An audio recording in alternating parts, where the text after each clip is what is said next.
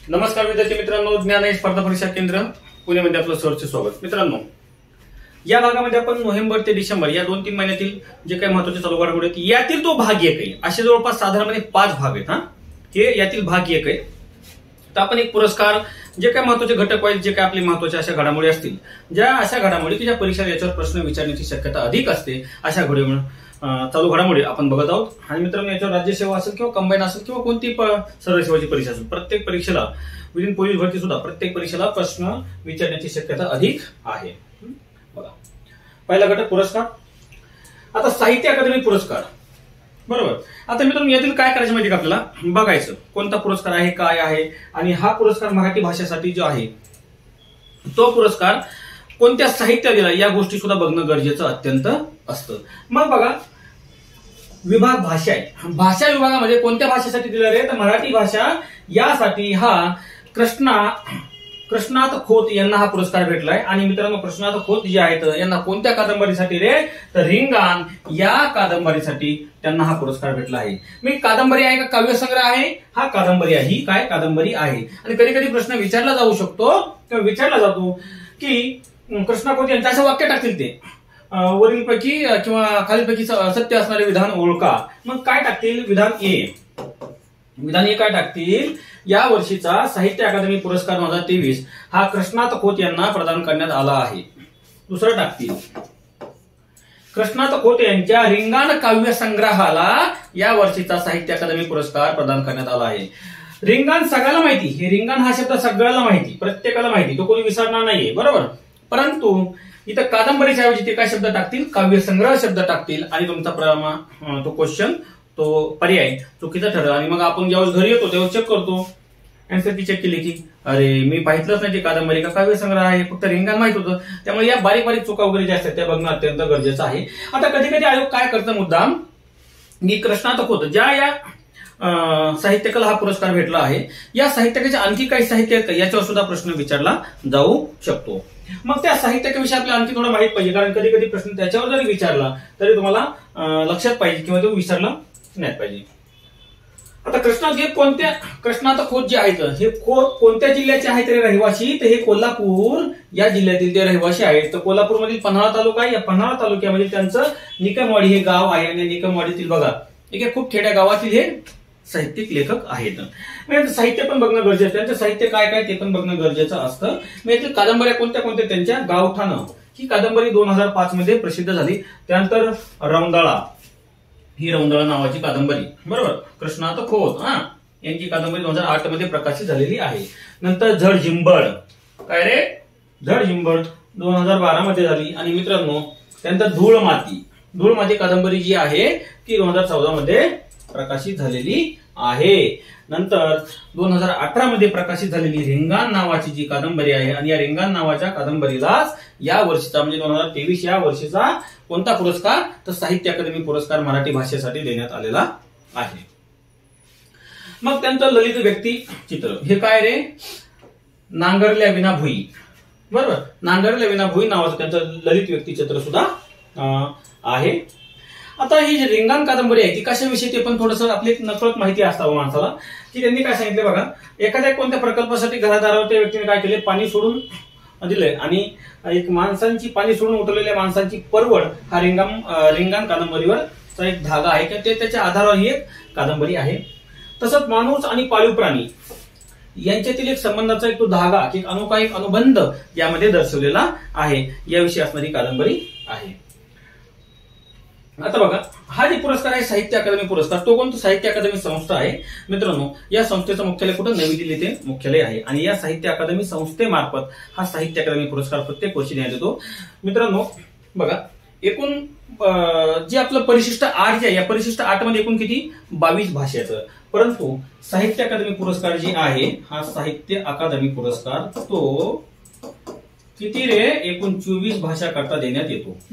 22 त्या आणि 2 इंग्लिश आणि राजस्थानी अशा 2 भाषा, बरोबर, अशा एकूण 24 भाषांना हा पुरस्कार देण्यात येत असतो. प्रश्न असा सुद्धा विचारला की या संस्थेची स्थापना, बरोबर, सोसायटी कायदा जे आहे, सोसायटी कायदा जे 1806 1960चा तो कायदा वगैरे जे आहे त्या कायद्याअंतर्गत या संस्थेची स्थापना झालेली आहे. या संस्थेचं मुख्यालय मुंबई नसून काय रे नवी दिल्ली येथे आहे. कारण प्रश्न विचारला होता की या संस्थेचं मुख्यालय मुंबई, चूक. तर या संस्थेचं मुख्यालय नवी दिल्ली येथे आहे. पण त्याच साहित्य अकादमी या संस्थेचं मुख्यालय बोललं. आता पुढचा पुरस्कार काय, महाराष्ट्र राज्य सरकारचे काही पुरस्कार आहेत. महाराष्ट्र राज्य सरकारचं जे सांस्कृतिक कार्य विभाग आहे या विभागाअंतर्गत प्रत्येक वर्षी काही पुरस्कार देण्यात येत असतात. ते पुरस्कार आणि पुरस्काराची रक्कम वगैरे या गोष्टी पण आपल्याला बघणं अत्यंत गरजेचं आहे. आता या महाराष्ट्र राज्य कार्य सांस्कृतिक विभागाचे पुरस्कार आहेत. तर पहिला काय रे, गान सम्राज्ञी लता मंगेशकर पुरस्कार 2023चा कोणाला भेटलाय, सुरेश वाडकर यांना हा पुरस्कार प्रदान करण्यात आलेला आहे 2023 या वर्षाचा. मग या पुरस्काराची रक्कम किती, या पुरस्काराची रक्कम आहे मित्रांनो 10 लाख रुपये या पुरस्काराची रक्कम आहे. आणि हा जी पुरस्कार आहे कोणता, गान सम्राज्ञी लता मंगेशकर पुरस्कार. मित्रांनो हा पुरस्कार संगीत व गायन दोन्ही मध्ये बोलतो, संगीत व गायन या दोन्ही क्षेत्रातील सातत्यपूर्ण आणि एक अमूल्य तुमच्या योगदानाबद्दल त्या कलाकारास हा पुरस्कार देण्यात येत असतो. संगीत आणि गायन दोन्ही क्षेत्रामध्ये बोलतोय, कारण कधी कधी मुद्दाम असं टाकतील केवळ संगीत शब्द टाकतील आणि केवळ गायन, चूक. तर संगीत आणि गायन या दोन्ही क्षेत्रातील एक चांगल्या उत्कृष्ट कार्य केल्याबद्दल त्या कलाकारास हा पुरस्कार प्रदान करण्यात येत असतो. पुढचा पुरस्कार आहे मित्रांनो भारतरत्न पंडित भीमसेन जोशी शास्त्रीय जीवन संगीत जीवन गौरव पुरस्कार. हा शब्द आहे बरोबर, शास्त्रीय जीवन गौरव पुरस्कार.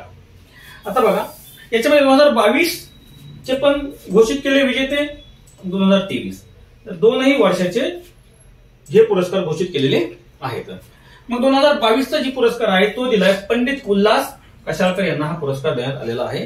दुसरा जे आहे मित्रांनो 2023चा तो पुरस्कार पंडित शशिकांत श्रीधर मुळे यांना हा पुरस्कार देण्यात आलेला आहे. आता हा जी पुरस्कार आहे भारतरत्न पंडित भीमसेन जोशी शास्त्रीय संगीत जीवन गौरव पुरस्कार, तो संगीत आणि गायन नसून तर शास्त्रीय संगीतामध्ये स्टार्ट करून ठेवा. शास्त्रीय संगीताचे उत्कृष्ट कार्य करणाऱ्या कलाकारास हा पुरस्कार देण्यात येत असतो. याही पुरस्काराची रक्कम किती, 10 लाख रुपये आहे. आणि सर्व पुरस्कार कोण देतं रे, महाराष्ट्र राज्य सरकारचं सांस्कृतिक कार्य विभाग जे आहे या महाराष्ट्र राज्य कार्य सांस्कृतिक विभागाअंतर्गत हे पुरस्कार देण्यात येत असतात. पुढचा पुरस्कार आहे नटवर्य प्रभाकर पंचीकर रंगभूमी जीवन गौरव पुरस्कार. 2022 मध्ये हा पुरस्कार सुहासिनी देशपांडे यांना प्रदान करण्यात आला.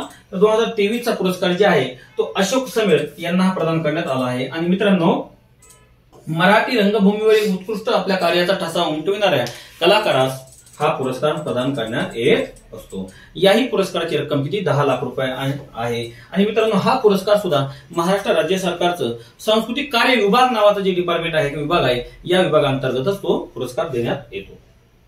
पुढचा पुरस्कार कोणता रे बाबांनो, संगीताचार्य अण्णासाहेब किर्लोस्कर संगीत रंगभूमी जीवन गौरव पुरस्कार. आता यामध्ये 2022 चे विजेते कोण आहेत, नैना आपटे. आणि 2023 चे विजेते आहेत पंडित मकरंद कुंडले. या दोन व्यक्तींना 2022 आणि 23चा पुरस्कार प्रदान करण्यात आलेला आहे.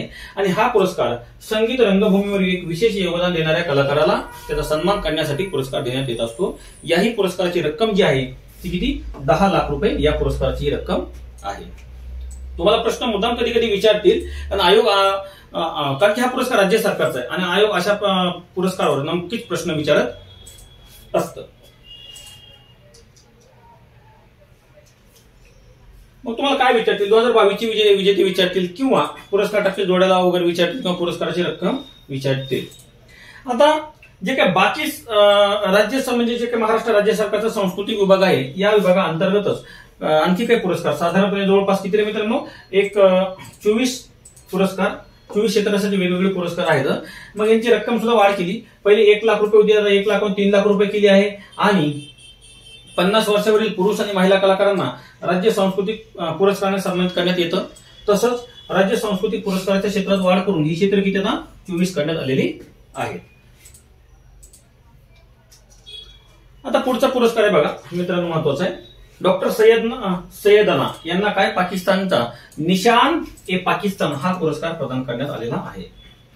आता हे भारताचे कितवे व्यक्तित्व हा पुरस्कार म्हणजे कितवी व्यक्ती आहेत, तर भारताचे 4थे भारतीय व्यक्ती आहेत ज्यांना की पाकिस्तान निशान ए पाकिस्तान हा पुरस्कार प्रदान करण्यात आलेला आहे. आता दाऊदी बोहरा नावाचे एक पंथ आहे आणि या पंथाचे ते काय प्रमुख आहेत. आणि त्यांनी एक या पंथासाठी केलेल्या चांगल्या कार्यासाठी त्यांना पाकिस्तानने हा पुरस्कार प्रदान करण्यात आलेला आहे. डॉक्टर सैयदना मुफद्दल सैफुद्दीन यांना निशाने पाकिस्तानचा सर्वोच्च पुरस्कार आहे. या पुरस्कारानं सन्मानित करण्यात आलेलं आहे. आणि मित्रांनो, हा पुरस्कार मिळणारे ते चौथे भारतीय व्यक्ती ठरलेले आहेत. आता बघा, यापूर्वीचे कोणते कोणते व्यक्ती ते पण बघणं गरजेचं आहे आणि त्यांच्या कार्याची दखल घेऊन त्यांना या पुरस्काराची घोषणा पाकिस्तानने केलेली आहे. मग यापूर्वीचे माजी पंतप्रधान मोरारजी देसाईंना 1990 मध्ये,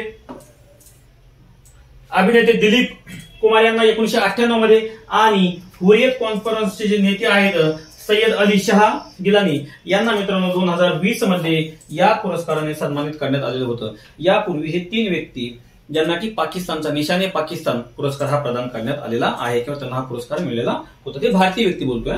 चला आता राजकीय घडामोडी.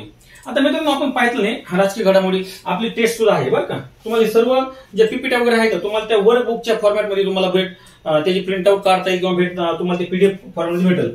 आता काय करायचं माहिती का, जोरासोर गेले की त्यांना सांगा मला एकावर 4 पीपीटी द्या, म्हणजे असं पेज असतात बरोबर. आडवं पेज द्या म्हणायचं. A4 उभ्याचं हे उप पेज झालं असं. आपल्याला आडव्यामध्ये घ्यायचा 1 2 3 आणि 4 अशा 4 एका पेजेसवर पीपीटीची प्रिंट आउट काढता येते आणि पाठीमागनं 4 अशा 8 पीपीट्या तुम्हाला एका पेजवर बसतात. तशा पीपीटीच्या तुम्ही काय करायचं, त्या पूर्ण पीडीएफचा झेरॉक्स सुद्धा तुम्हाला काढता येते वर्कबुक. छत्तीसगडचे मुख्यमंत्री म्हणून विष्णुदेव यांची नियुक्ती केलेली आहे मित्रांनो. त्यासोबतच म्हणजे यांच्या निवडीसोबत किंवा नियुक्तीसोबतच छत्तीसगडच्या उपमुख्यमंत्रीपदी 2 व्यक्तींची नियुक्ती केली आहे. कोण आहेत रे, अरुण साव आणि विजय शर्मा यांची सुद्धा नियुक्ती करण्यात आलेली आहे. आता मध्य प्रदेशचे मुख्यमंत्री म्हणून बीजेपीचे डॉक्टर मोहन यादव यांची नियुक्ती केली आहे. आणि मित्रांनो, यांच्या सोबतच राज्याचे उपमुख्यमंत्री म्हणून सुद्धा 2 व्यक्तींची निवड केलेली आहे.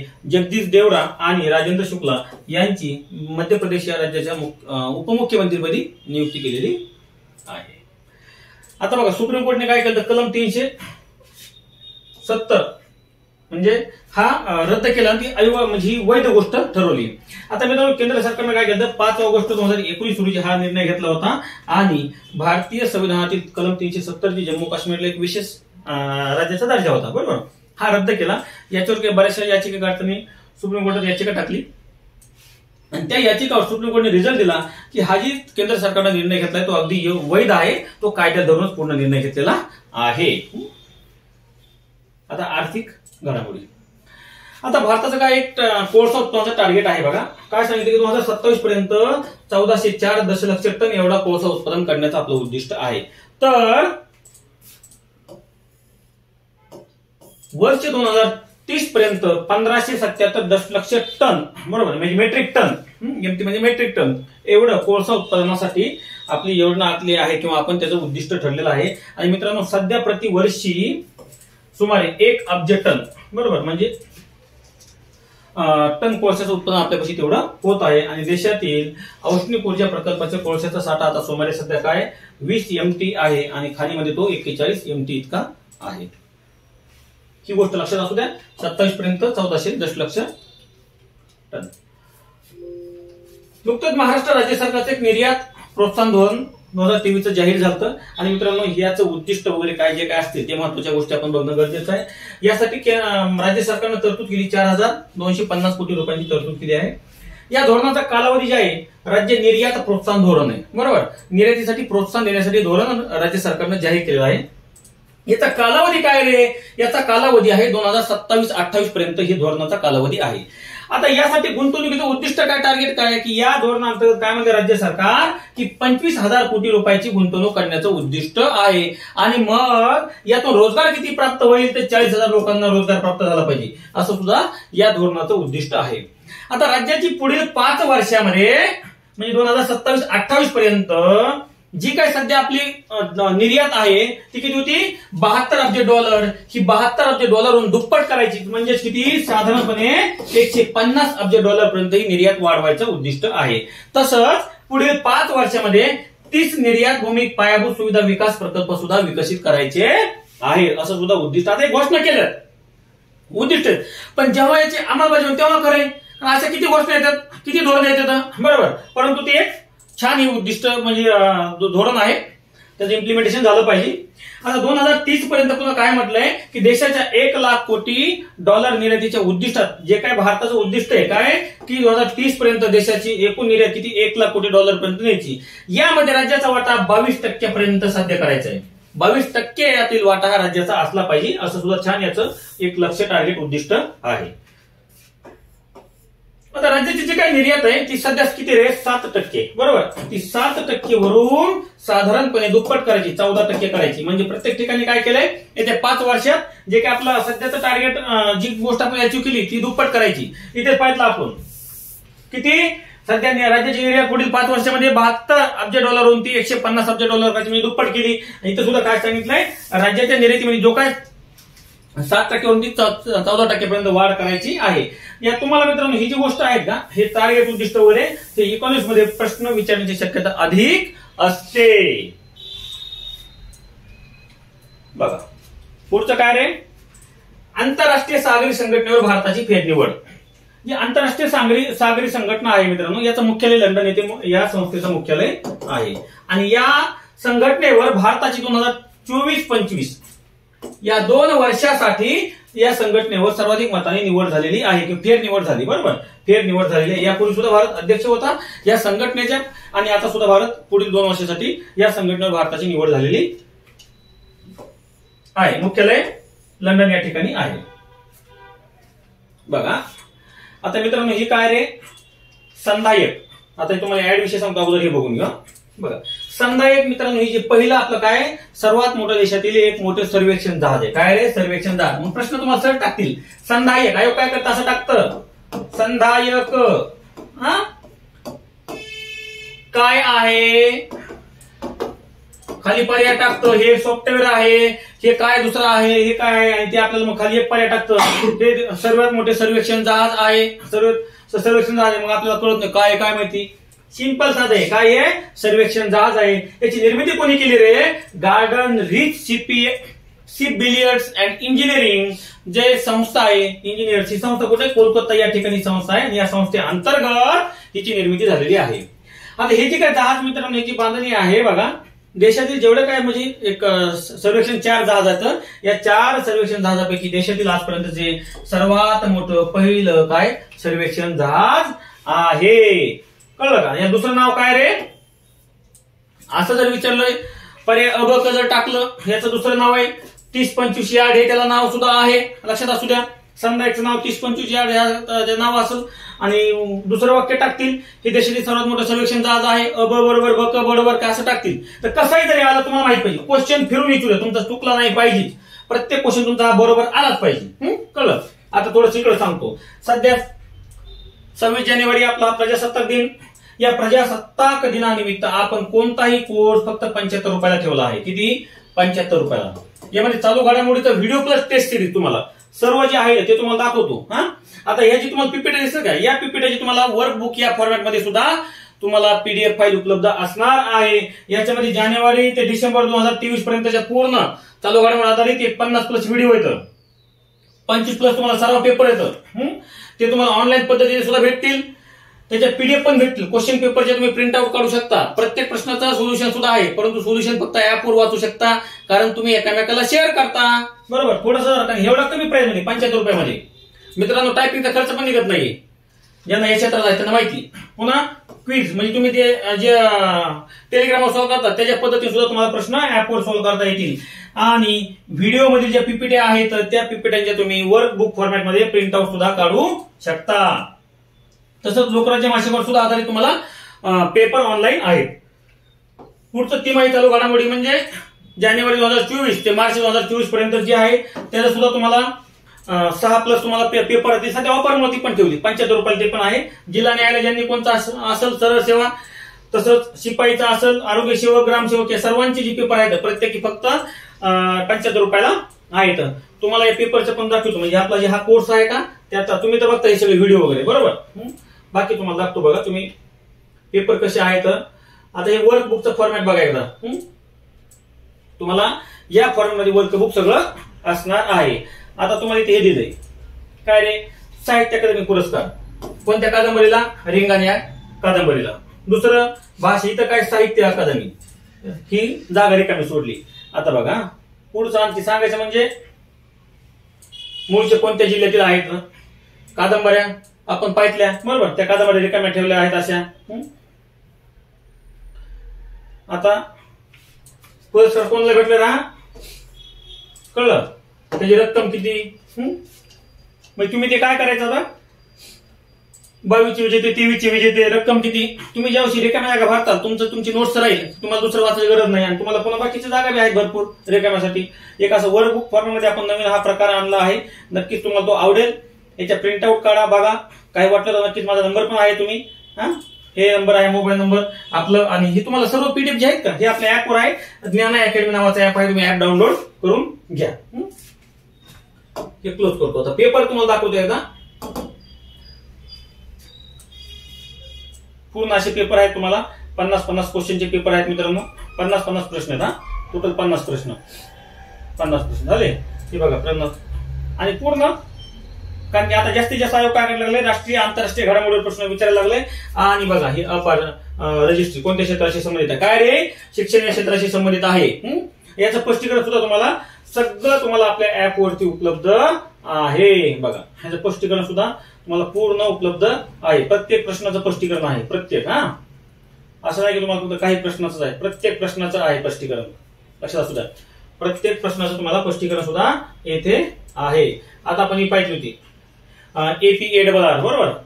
अपार नावाची सिस्टीम झाली, ऑटोमेटेड परमनंट अकाउंट आपला अकॅडमिक अकाउंट नंबर. हा तुमचा जे शाळेसाठी तुम्हाला आता या नंबरवर एक नंबर भेटणार विद्यार्थ्यांना. त्याला त्याच्या बालवाडीपासून ते सर्व उच्च शिक्षणापर्यंत त्याचा नंबर टाकला की त्याची सगळी कुंडली कळणार. म्हणजे ती शालेय प्रगती काय आहे ती सगळी कळणार, अशी प्रणाली आहे.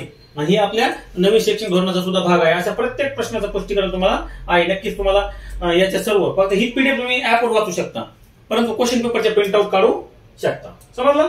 चला मूळ मुद्द्याकडे आपल्या येऊया.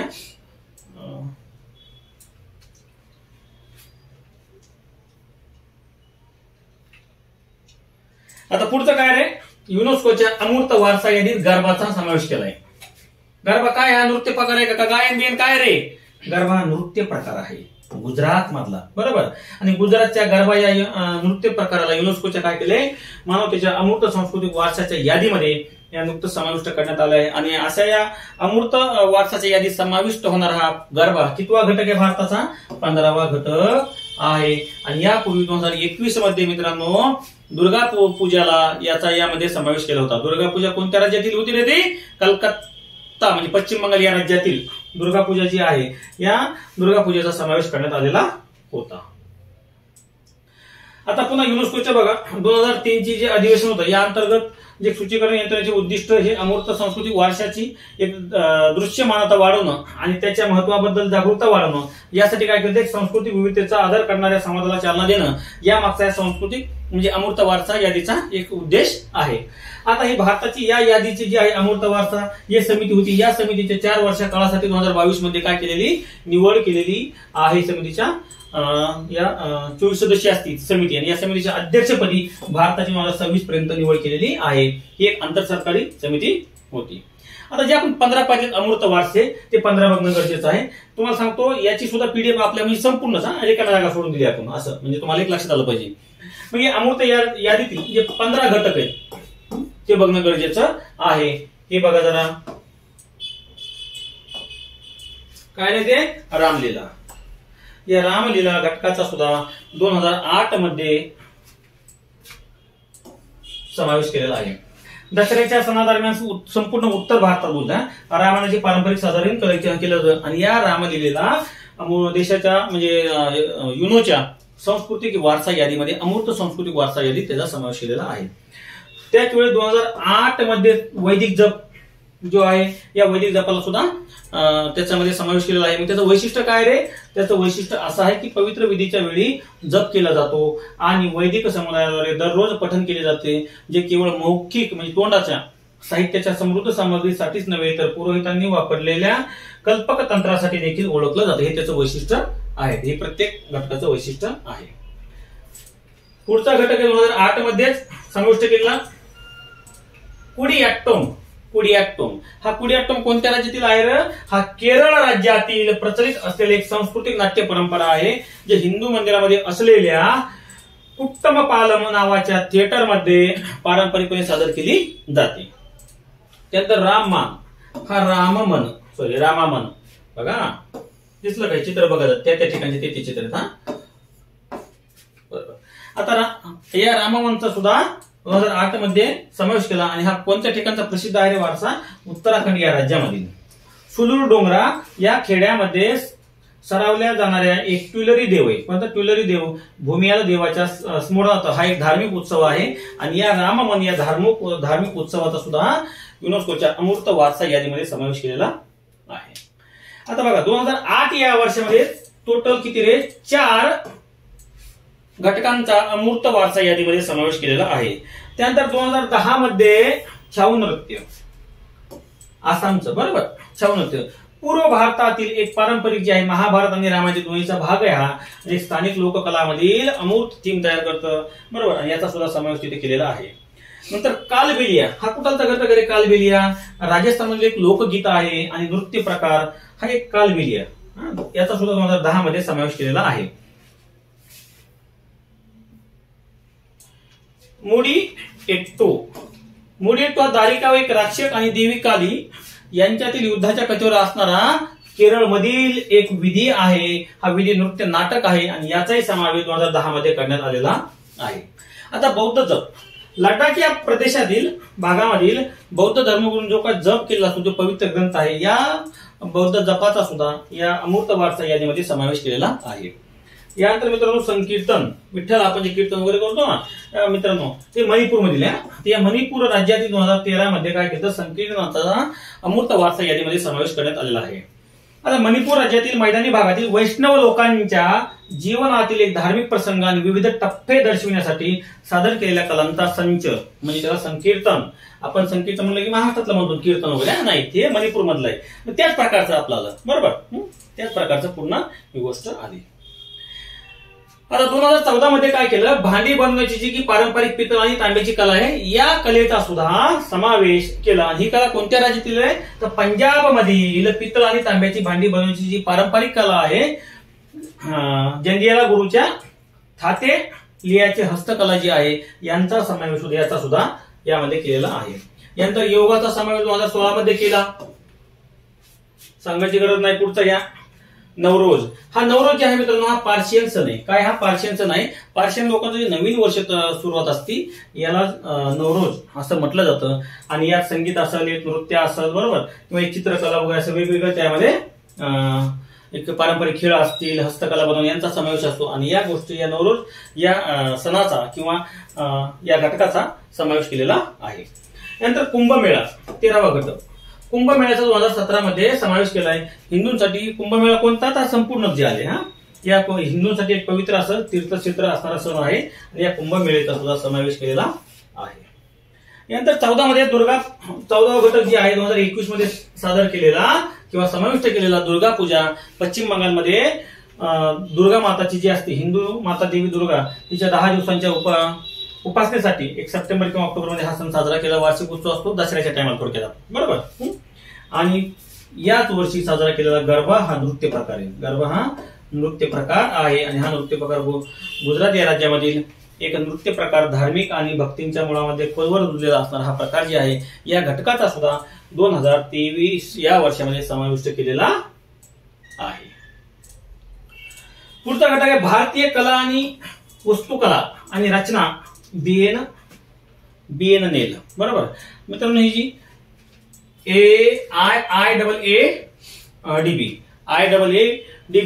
त्याला भारतीय कला, वस्तुकला आणि रचना बिएनएल जे आपण म्हणतो, हे कोणत्या ठिकाणी आहे मित्रांनो? ही नवी दिल्ली या ठिकाणी आहे.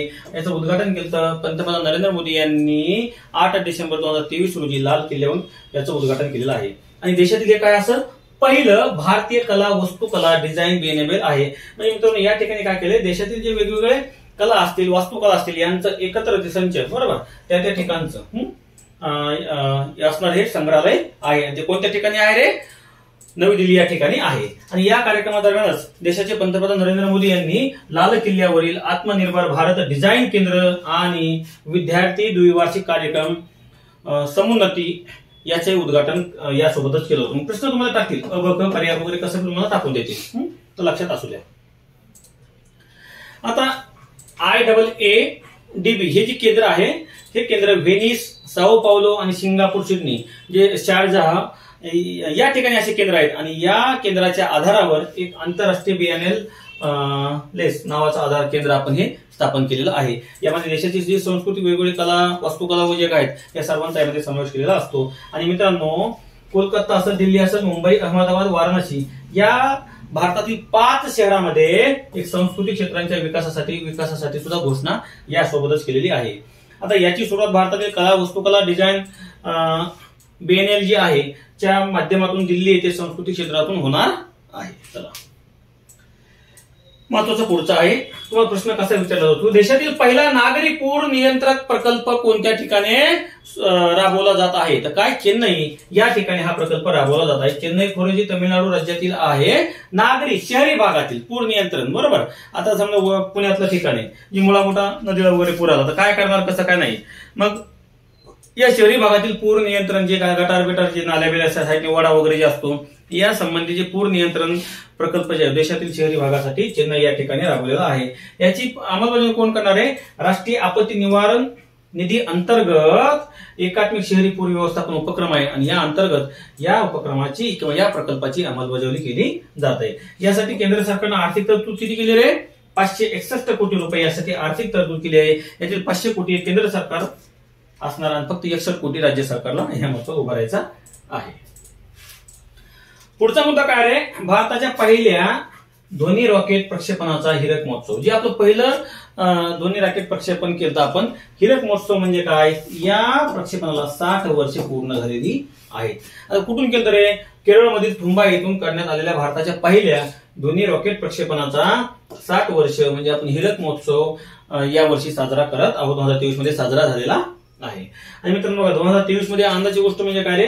चंद्रयान 3 आणि आदित्य L1 या दोन्ही मोहिमा यशस्वी झालेल्या आहेत. खूप मोठी देशासाठी अभिमानास्पद असणारी गोष्ट होती आणि राहील. आता Thumba equatorial rocket launch station जे आहे तिथलं, येथील विक्रम साराभाई अंतराळ केंद्र जे आहे यातील पहिल्या ध्वनी रॉकेट प्रक्षेपणाला या वर्षी 2023 या वर्षी किती 60 वर्षे पूर्ण झाले. तेव्हा झालं रे मित्रांनो 21 नोव्हेंबर 1963 रोजी याचं प्रक्षेपण केलं होतं. आणि 21 नोव्हेंबर 2023 या वर्षी त्याला 60 वर्ष पूर्ण झालेले आहेत. समजलं? चला पुढच्या गोष्टीकडे जाऊया. असे आहेत, बरोबर.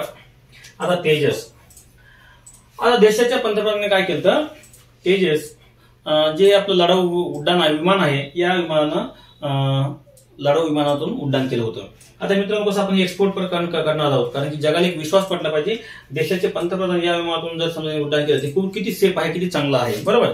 यासाठी जगाला विश्वास दाखवण्यासाठी या गोष्टी करणं गरजेचं असतं. आता पंतप्रधान नरेंद्र मोदी यांनी भारतीय हवाई दलाचे जे काही लढाऊ विमान होतं कोणतं तेजस मधून एक यशस्वीरित्या उड्डाण केलेलं आहे. आणि या अशा तेजस मधून उड्डाण करणारे, लढाऊ विमान उड्डाण करणारे नरेंद्र मोदी हे देशातील पहिले पंतप्रधान भारतीय ठरलेले आहेत. आता या विमानाची निर्मिती जी आहे ती कोणी केली रे मित्रांनो? हिंदुस्तान एरोनॉटिक्स लिमिटेड जी आहे बंगळुरूची, या कंपनीनं तेजस विमानाची, लढाऊ विमानाची निर्मिती केलेली आहे. बरं, किती आसनी आहे? ते 2 आसनी आहेत. कधी कधी प्रश्न मुद्दाम विचारला जाऊ शकतो, विधान जर टाकलं तर. तेजस या लढाऊ विमानातून उड्डाण करणारे नरेंद्र मोदी पहिले पंतप्रधान ठरलेले आहेत. विधान हे दुसरं टाकतील, हे विमान 1 आसनी आहे. थोडं लॉजिक लावायचं, जर 1 आसनी असेल तर पंतप्रधान कुठं बसले असतील? त्यांनी विमान चालवलं का? नाही ना. 2 आसनी 100% असणार. हे 2 आसनी आहे. निर्मिती कोणी केली? तर हिंदुस्तान एरोनॉटिक्स लिमिटेड या कंपनीने निर्मिती केलेली आहे. आणि मित्रांनो, पहिल्यांदाच या 2 आसनी लढाऊ विमानांची संरचना, विकास, निर्मिती भारतात करण्यात आली आहे. याची सर्व काय संरचना सुद्धा, विकास आणि निर्मिती भारतात करण्यात आलेली आहे. याची पहिली आवृत्ती जी आहे ती केव्हा 2016 मध्ये निर्मिती किंवा आपल्या देशाच्या हवाई दलाच्या तुकड्यामध्ये समाविष्ट केलेलं होतं. आता LCA ट्रेनर हे कमी वजनाचे सर्व ऋतूत चालणारं हे तेजस जे आहे बहुकार्य करणारं लढाऊ विमान असून एक आसनी तेजसची सर्व कामे ही करू शकते. पहिलं तेजस होते एक आसनी होतं. हे जे आहे एलसी हे खूप हलक्या कमी वजनाचं आहे आणि ते एक आसनी असणारे तेजसची सर्व कामे करू शकते. सर्व ऋतू चालल, खूप कमी वजनाचं आहे. तसंच मित्रांनो हे लढाऊ प्रशिक्षण विमान सुद्धा म्हणून आता वापरता येणार आहे. चला पुढचं बघा, सायबर सुरक्षित भारत केंद्र. हे केंद्र सरकारचं कोणतं गृह मंत्रालय स्थापन करणार, तर हे केंद्रीय गृह मंत्रालय हे सायबर सुरक्षित भारत केंद्र स्थापन करणार आहे. याचा उद्देश काय आहे की देशातील सायबर गुन्ह्यांना काय करायचं, समन्वित आणि सर्वसमावेशक पद्धतीने चाप लावणं या मागचा ह्या केंद्राचा उद्देश आहे. आता बघा मित्रांनो, COP 28 कुठे झाली रे, इस्रायल या देशामध्ये. तर इस्रायलचे राष्ट्राध्यक्ष कोण आहे सध्या, आयझॅक हर्झोग हे इस्रायलचे राष्ट्राध्यक्ष आहेत. इकडे बघा एकदा आपला जी चालू घडामोडीचा कोर्स आहे 2024चा, यामध्ये तुम्हाला जानेवारी ते डिसेंबर 2023 पर्यंत सर्व चालू घडामोडीचा समावेश असणार आहे. 50+ तुम्हाला व्हिडिओ असणार आहेत. तसंच 50 क्वेश्चनच्या तुम्हाला 25+ टेस्ट असणार आहेत. म्हणजे तुमचे 1250 क्वेश्चन यामधनं कव्हर होणार. लोकराज्याची साधारणपणे तुम्हाला 300 क्वेश्चन म्हणजे 250 क्वेश्चन, तसे तुम्हाला टोटल मिळून तुमचे 1500 पेक्षा अधिक क्वेश्चन विथ स्पष्टीकरण असं तुम्हाला उपलब्ध आहे. क्वेश्चन PDF तुम्हाला भेटेल. प्रश्नपत्रिकांचे PDF तुम्ही प्रिंटआउट काढू शकता. परंतु क्वेश्चन पेपर जे सोल्युशन जे आहे उत्तर तालिका ती फक्त ऍपवरच वाचू शकता. PDF ती तुम्हाला प्रिंटआउट करता येणार नाही, आता सांगतो. पुन्हा तुम्ही ऑनलाईन पद्धतीने सुद्धा सॉल्व्ह करू शकता, क्विज टाईप. दुसरी गोष्ट बघा, प्रत्येक प्रश्नाचं स्पष्टीकरण दिलंय आणि हे यासाठी PIB असेल, वृत्तपत्रे असतील, महासंवाद या महत्वाच्या असणाऱ्या वेबसाईटचा वापर केलेला आहे. चला या पुढच्या मुद्द्याकडे. देशातील पहिले तरंगते CNG भरणा केंद्र कोणत्या ठिकाणी रे, नमो भारत. कुठे येतं, वाराणसी या ठिकाणी देशातील पहिले तरंगते CNG भरणा केंद्र स्थापन केलेलं आहे. कोणत्या कंपनीने, गेल इंडिया लिमिटेड जी कंपनी आहे, लक्षात असू द्या, गेल इंडिया लिमिटेड कंपनी मार्फत देशातील पहिले तरंगते CNG भरणा केंद्र स्थापन केलेलं आहे. आता देशातील पहिले आणि दुसरे CNG भरणा केंद्र स्थापन करण्यात आलेलं आहे. कुठं, याच ठिकाणी. आणि मित्रांनो याद्वारे जे नौका असतात का, छोट्या छोट्या जहाजा, यांना ही गोष्ट प्रोव्हाइड CNG भरण्यासाठी हे केंद्र स्थापन केलेले आहे. पुढचं आहे 2024 साठी आंतरराष्ट्रीय साखर संघटनेचं अध्यक्षपद भारताकडे आलेलं आहे. आता इथं कुठं आहे, आंतरराष्ट्रीय साखर संघटना याचं सुद्धा मुख्यालय कुठे रे, लंडन या ठिकाणी आहे.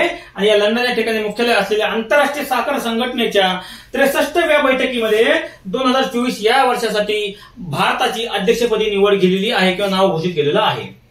आता भारत हा जगातील सर्वात मोठा काय, साखर उपभोक्ता आणि साखरेचा दुसरा सर्वात मोठा उत्पादक सुद्धा देश आहे. म्हणजे खाणारा सुद्धा आणि निर्माण करणारा सुद्धा भारत दुसऱ्या क्रमांकाचा देश आहे. म्हणजे खाणारा सर्वात मोठा आहे, तर निर्मितीमध्ये दुसऱ्या क्रमांकाचा, उत्पादनामध्ये दुसऱ्या क्रमांकाचा देश आहे.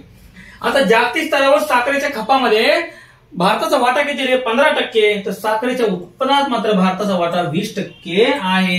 आणि मित्रांनो ही आंतरराष्ट्रीय साखर संघटना जी आहे याचं मुख्यालय कोणत्या ठिकाणी रे, लंडन या ठिकाणी आहे. प्रश्न कसा आहे तुम्हाला विचारला तुमच्या लक्षात आलं पाहिजे. आता राज्यातील पहिलं गिधाड संवर्धन जे प्रकल्प आहे किंवा आहे तो कोणत्या ठिकाणी, तर पुणे या जिल्ह्या ठिकाणी. पुणे जिल्ह्यामध्ये निसर्गामध्ये स्वच्छता दूताची जी जबाबदारी सांभाळली जातो, गिधाड पक्षी असतो, या गिधाडाच्या संवर्धनासाठी राज्यातील पहिला प्रकल्प आहे तो संवर्धन आणि प्रजनन प्रकल्प आहे, दोन्ही. तो कोणत्या ठिकाणी, कोणत्या जिल्ह्यामध्ये, तर पुणे या जिल्ह्यामध्ये सुरू होणार आहे. इधर भी जाओ उधर भी भाई भारत आपलं नाम आहे.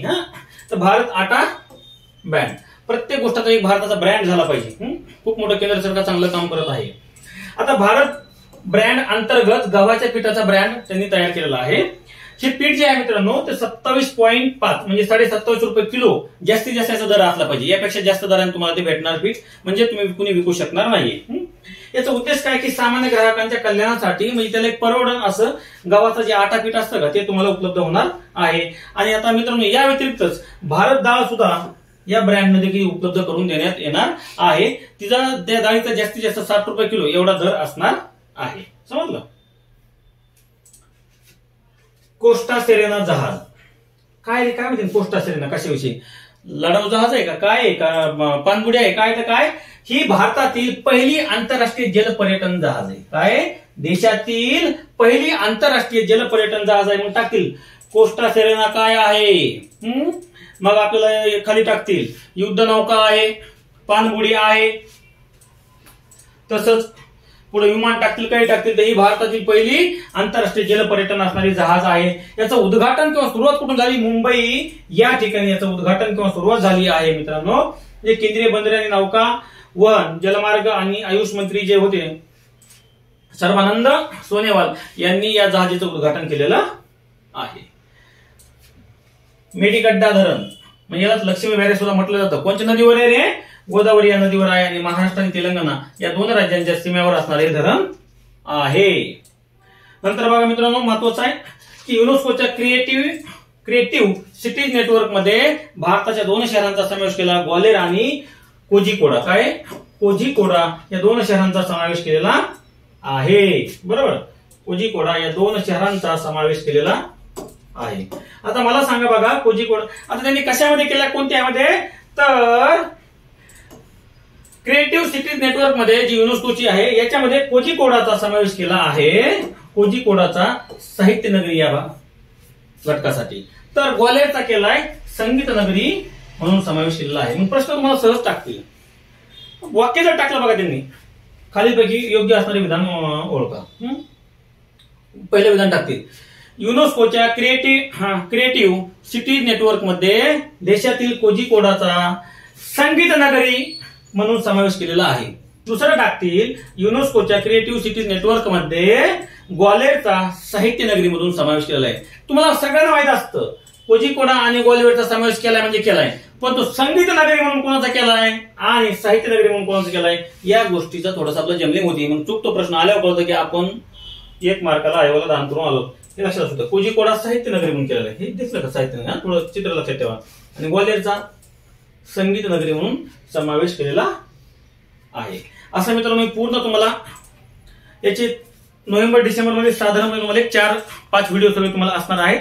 तुम्हाला प्रत्येक घटकाचा व्हिडिओ तसंच पीपीटी असतील, पीडीएफ फाईल आपल्या सर्व प्रश्न आपल्या ऍपवर तुम्हाला उपलब्ध आहेत.